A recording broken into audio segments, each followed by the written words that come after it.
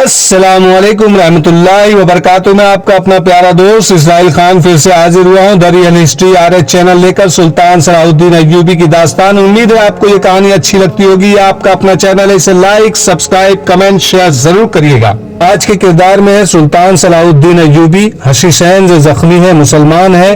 اس کی بہن شارزہ سفید ریش بزرگ جو ولی اللہ بنا ہوا ہے. وہ کہتا تھا کہ اس نے درویش کی زیارت کی ہے.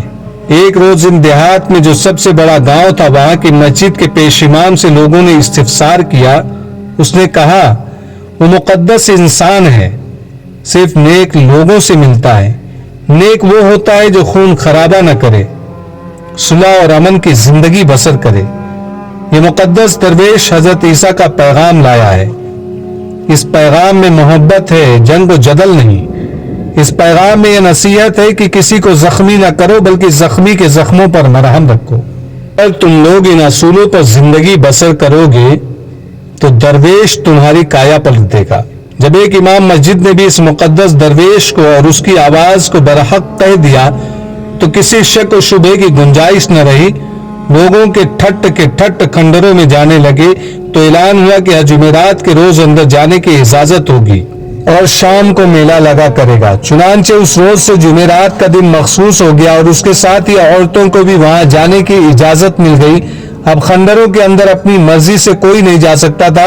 جمعرات کے روز ان کے ارد گرد میلے کا سماں ہوتا تھا. دور دور سے لوگ اونٹوں, گھوڑوں اور خچروں پر پیدل بھی آتے اور شام کو خنڈروں میں جانے کے وقت کا انتظار کرتے تھے. اندر کی سنسنی خیز دنیا میں انقلاب آ گیا.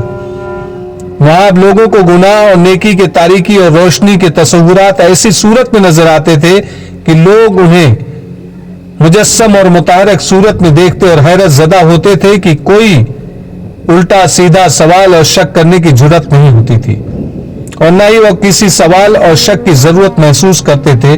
سورج غروب ہونے ہی سے اس اندھیرے سرنگ کا منہ کھل جاتا جو اندر لے جاتی تھی. یہ دراصل اس عمارت کے درمیان سے گزرنے والا راستہ تھا. اس کی دیواریں بہت بڑے بڑے علاقوں کی تھی. اوپر ایسی ہی چھت تھی. یہ سرنگ ہر 10-12 قدموں کے بعد دائیں یا بائیں کو مڑتی تھی. اس کے دروازے یا دہانے سے باہر چند ایک آدمی کھڑے ہوتے تھے. ان کے پاس کھجوروں کے انبار لگے ہوتے تھے. یہ کھجور لوگوں کی لائی ہوئی ہوتی تھی جسے نذرانہ کہا جاتا تھا. بہترین کھجوریں ایک جگہ ڈھیر کر دیتے تھے. کھجوروں کے پاس پانی کے مشکیزے رکھے ہوتے تھے. شام کو جب زائرین کو اندر جانے کی اجازت ملتی تو دروازے پر ہر ایک کو 3 کھجوریں کھلا کر چند گھونٹ پانی پلایا جاتا اور اندر بھیج دیا جاتا. تاریک سرنگ سے گزر کر جب یہ لوگ روشن حال کمرے میں پہنچتے تو وہاں انہیں آوازیں سنائی دیتی. کلمہ طیبہ پڑھو, اپنے اللہ کو یاد کرو, حضرت موسیٰ تشریف لے آئے ہیں, حضرت عیسیٰ کا ظہور ہونے والا ہے, دل سے بدی اور دشمنی نکال دو, لڑائی جھگڑا ختم کر دو, اور دیکھو ان کا حشر جنہیں جنت کا دھوکہ دے کر لڑایا گیا تھا. اس آواز کے ساتھ ہی لوگوں کی آنکھوں میں نہایت تیز روشنی پڑتی. انہیں ایک طرف منہ کر کے کھڑا کیا جاتا تھا. ان کی آنکھیں کھیرا ہونے لگتی تو روشنی ذرا مدھم ہو جاتی. اس کے بعد روشنی کبھی تیز ہوتی, کبھی مدھم, اور لوگوں کو سامنے والی دیوار پر ستارے چمکتے نظر آتے.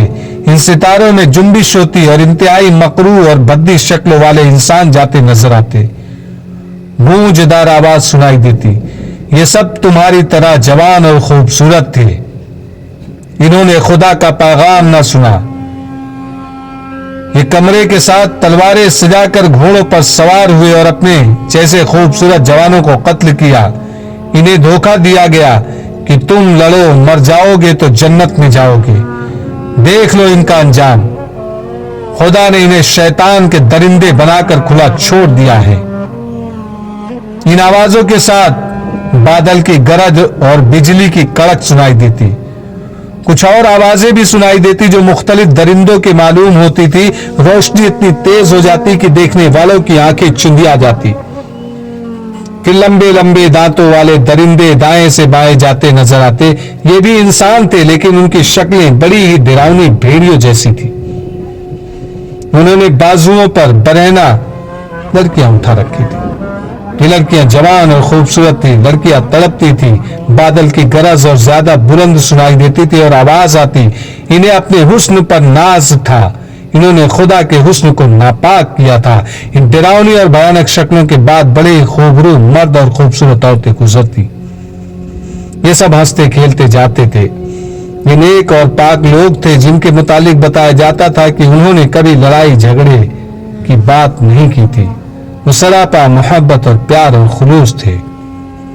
اس کے بعد زائرین کو ایک تہہ خانے میں لے جایا جاتا جہاں انسانی ہڈیوں کے پنجر بھی تھے اور خوبصورت لڑکیاں بھی گھومتی پھرتی اور مسکراتی نظر آتی تھی۔ تھوڑی تھوڑی دیر بعد آواز سنائی دیتی، حضرت عیسیٰ کا ظہور ہونے والا ہے، جنگ و جدل اور خون خرابہ دل سے نکال دو۔ تہہ خانے کا ایک راستہ اور تھا جس سے لوگوں کو باہر نکال دیا جاتا، لوگوں پر ایسا تاثر طاری ہوتا تھا جیسے وہ سو گئے تھے اور انہوں نے بڑا ہی عجیب خواب دیکھا ہو جو ڈراؤنا تھا اور خوبصورت بھی۔ وہ ایک بار پھر اندر جانے کے بےتاب ہوتے تھے لیکن کسی کو اس طرف جانے نہیں دیا جاتا تھا۔ جدھر سے لوگ اندر جاتے تھے وہ اپنے گھروں کو واپس نہیں جانا چاہتے تھے، رات وہیں کھنڈروں کے قریب ہی گزار دیتے تھے۔ وہاں کچھ لوگ ان کے پاس بیٹھ کر انہیں اندر کی راز بتاتے تھے۔ ایک راز یہ تھا کہ اندر جس کی آواز سنائی دیتی ہے وہ خدا کی طرف سے یہ پیغام لے کر آیا ہے کہ حضرت عیسیٰ دنیا میں آ رہے ہیں اور خلیفہ الاعظم بھی دنیا میں واپس آ گیا ہے۔ الاعظم فاطمی خلافت کا خلیفہ تھا جس کی گدی مصر میں تھی۔ سلطان ایوبی نے اسے معزول کر کے مصر کو بغداد کی خلافت عباسیہ کے تحت کر دیا تھا۔ الاعظم اس کے فوراً بعد مر گیا تھا۔ یہ 2-2.5 سال پہلے کا واقعہ تھا۔ فاطمیوں نے صلیبیوں اور حشیشین کے ساتھ ساز باز کر کے ایک سازش تیار کی تھی جس کے تحت سلطان ایوبی کا تختہ الٹا اور مصر میں فاطمی خلافت بحال کرنا تھا۔ اس سازش کی کامیابی کے لیے سوڈانیوں کو تیار کیا جا رہا تھا کہ وہ مصر پر حملہ کرتے۔ کھنڈر کے مریدوں کی تعداد میں اور ان کی عقیدت مندی میں اضافہ ہوتا جا رہا تھا اور جنوب مغربی علاقے کے لوگ قائد در بدر ہوتے جا رہے تھے کہ حضرت عیسیٰ خلیفہ الاعظم کو واپس بھیج چکے ہیں اور خود بھی واپس آ رہے ہیں۔ ان لوگوں نے فوج میں بھرتی ہونے سے توبہ کر لی تھی کیونکہ وہ جنگ و جدل کو گناہ سمجھنے لگے تھے۔ صلاح الدین ایوبی کو ایک گنہگار بادشاہ قرار دے دیا گیا تھا جو اپنی بادشاہی کو وسعت دینے کے لیے جوانوں کو یہ دھوکہ دے کر فوج میں بھرتی کرتا تھا کہ وہ شہید ہو گیا اور سیدھے جنت میں جائیں گے۔ کھنڈروں کے اندر کی دنیا لوگوں کے لیے عبادت گاہ بن گئی تھی۔ بعض نے تو ٹیلوں کے علاقے میں ہی ڈیرے ڈال دیے تھے۔ وہ اس مقدس درویش کی زیارت کے لیے بے قرار رہتے تھے جس کی آواز کھنڈروں میں سنائی دیتی تھی مگر وہ انہیں نظر نہیں آتا تھا۔ ایک نیا فرقہ جنم لے رہا تھا۔ اس زخمی حشیشین کو جو سلطان ایوبی پر قاتلانہ حملے میں زخمی ہوا تھا علی بن سفیان قاہرہ لے گیا جہاں اسے ایک الگ تھلگ مکان میں رکھا گیا۔ سلطان ایوبی کے حکم کے مطابق اس کے علاج کے لیے ایک جراح مقرر کر دیا گیا۔ وہ آخر مجرم تھا۔ اسے جس مکان میں رکھا گیا اس کے دروازے پر ایک سنتری کھڑا رہتا تھا۔ وہ ابھی بھاگنے کے قابل نہیں تھا۔ کمانڈروں کی نشاندہی اس نے کی تھی۔ فیصلہ ہوا تھا کہ یہ ٹھیک ہو جائے تو اس کی رہنمائی میں جاسوس بھیج کر کھنڈروں کے اندر کے حالات دیکھے جائیں گے۔ ہو سکتا تھا کہ یہ زخمی جھوٹ بول رہا ہو۔ علی بن سفیان نے قاہرہ آتے ہی اپنے نائب حسن بن عبداللہ اور کوتوال غیاث بلبیس سے کہہ دیا تھا کہ وہ اس علاقے میں اپنا کوئی مخبر اور جاسوس نہ بھیجے جس کے متعلق انہیں رپورٹ ملی ہے کہ وہاں کے لوگ فوج کے خلاف ہو گئے ہیں۔ علی کو کسی بہت بڑے اور کرامت انکشاف کی توقع تھی۔ زخمی کو معلوم نہیں کیوں یہ وہم ہو گیا تھا کہ وہ زندہ نہیں رہے گا۔ وہ روتا تھا اور بار بار اپنے گاؤں کا نام بتا کر کہتا تھا کہ میری بہن کو بلا دو، میں اسے دیکھ نہیں سکوں گا۔ علی بن سفیان اس کی اسی کمزوری کو اس سے مزید راز اگلوانے کے لیے استعمال کر رہا تھا۔ زخمی اپنی بہن کے متعلق غیر معمولی طور پر جذباتی تھا۔ علی کو جب یقین ہو گیا کہ زخمی کے سینے میں اب اور کوئی بات نہیں رہ گئی تو اس نے 2 پیغمبر بلا کر انہیں زخمی کے گاؤں اور علاقہ بتایا اور کہا کہ اس کی بہن کو اپنے ساتھ لے آئے۔ یہ علاقہ مصر کے جنوب مغرب میں ہی تھا۔ پیغمبر اسی وقت روانہ ہو گئے۔ سلطان ایوبی محاذ پر پہنچ گیا اور شوبک کے قلعے میں چلا گیا۔ اس کے چہرے پر قاتلانہ حملے کا کوئی تاثر نہیں تھا، جیسے کچھ ہوا ہی نہیں۔ اس کے محافظ دستے کا کمانڈر اور دیگر حکام جو اس کے ساتھ تھے بہت پریشان اور شرمسار تھے۔ وہ ڈرتے بھی تھے کہ سلطان ایوبی کسی نہ کسی مقام پر ان پر برس پڑے گا۔ اور جواب طلبی بھی کرے گا، مگر اس نے اس طرف اشارہ بھی نہیں کیا۔ البتہ اپنی مرکزی کمان کے فوجی حکام سے کہا، آپ نے دیکھ لیا ہے کہ میری زندگی کا کوئی بھروسہ نہیں، آپ میری جنگی چالیں غور سے دیکھتے رہا کریں، دشمن نے جو دوسرا محاذ کھول رکھا ہے اس پر گہری نظر رکھیں اور تخریب کاروں کی پکڑ دھکڑ اور سرکوبی کرتے رہیں۔ اس نے کسی سے اتنا بھی نہ کہا کہ محافظ دستے کی چھان بین کی جائے۔ اس نے اتنے بڑے حادثے کا کوئی اثر ہی نہ لیا۔ شعبہ قلعے میں پہنچا اور سب سے پہلے پوچھا کہ کوئی جاسوس واپس آیا ہے یا نہیں۔ اسے بتایا گیا کہ 2 جاسوس کارآمد معلومات لائے ہیں۔ اس نے دونوں کو بلا لیا اور صلیبیوں کے ارادوں کے متعلق رپورٹیں لی۔ اسے تقریباً وہ تمام پلان بتا دیا گیا جو صلیبیوں نے تیار کیا تھا۔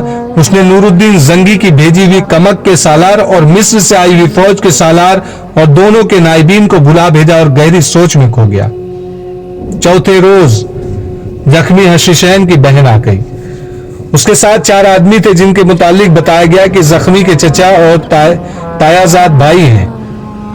بہن جوان اور پرکشش تھی، اپنے بھائی کے لیے بہت ہی پریشان تھی۔ زخمی اس کا اکیلا بھائی تھا، ان کے ماں باپ مر چکے تھے۔ اسے اور اس کے ساتھ آئے ہوئے 4 آدمیوں کو زخمی کے پاس لے جانے کے لیے علی بن سفیان کی اجازت کی ضرورت تھی۔ علی بن سفیان نے بہن کو اجازت دے دی، اس کے ساتھ آئے ہوئے آدمیوں کو نہ ملنے دیا۔ انہوں نے منت سماجت کی اور کہا کہ وہ اتنی دور سے آئے ہیں، انہیں صرف اتنی اجازت دی جائے کہ زخمی کو دیکھ لیں، وہ کوئی بات نہیں کریں گے۔ علی بن سفیان نے اس طرح اجازت دی کہ خود ان کے ساتھ ہوگا اور انہیں ملاقات کرا کے فوراً باہر نکال دے گا۔ اس نے ایسا ہی کیا۔ اسی وقت ان سب کو زخمی کے پاس لے گیا۔ بہن نے بھائی کو دیکھا تو اس کے اوپر گر پڑی، بھائی کا منہ چومنے لگی اور زاروں قطار رونے لگی۔ دوسرے آدمیوں کے متعلق علی بن سفیان نے زخمی سے کہا کہ ان سے ہاتھ ملا لو، یہ واپس جا رہے ہیں۔ اس نے چاروں سے ہاتھ ملایا تو علی بن سفیان نے انہیں باہر چلے جانے کو کہا اور یہ بھی کہہ دیا کہ وہ آئندہ اسے نہیں مل سکیں گے۔ وہ چلے گئے۔ بہن نے علی بن سفیان کے قدموں میں بیٹھ کر اس کے پاؤں پکڑ لیا اور رو رو کر منت کی اسے بھائی کی خدمت کے لیے وہیں رہنے دیا جائے۔ علی بن سفیان ایک بہن کی ایسی جذباتی التجا کو ٹھکرا نہ سکا۔ اس نے لڑکی کی جامہ تلاشی لی اور اسے وہیں رہنے کی اجازت دے دی اور وہاں سے چلا گیا۔ بہن بھائی اکیلے رہ گئے تو بہن نے بھائی سے پوچھا کہ اس نے کیا کیا ہے۔ بھائی نے بتا دیا۔ بہن نے پوچھا کہ اس کے ساتھ کیا سلوک ہوگا۔ بھائی نے جواب دیا، امیر مصر پر قاتلانہ حملے کا جرم بخشا تو نہیں جائے گا۔ اگر ان لوگوں نے مجھ پر رحم کیا تو سزائے موت نہیں دیں گے، ساری عمر کے لیے تہہ خانے کی قید میں ڈال دیں گے۔ پھر میں ساری عمر تمہیں نہیں دیکھ سکوں گی۔ بہن نے پوچھا، نہیں شاہجہاں۔ بھائی نے رندیائی ہوئی آواز میں کہا، پھر میں مر بھی نہیں سکوں گا، جی بھی نہیں سکوں گا۔ وہ جگہ بڑی خوفناک ہے جہاں مجھے ہمیشہ کے لیے قید کر دیں گے۔ بہن جس کا نام شارجہ تھا بچوں کی طرح بلبلا اٹھی۔ اس نے کہا، میں نے تمہیں اس وقت بھی روکا تھا کہ ان لوگوں کے چکر میں نہ پڑو گے۔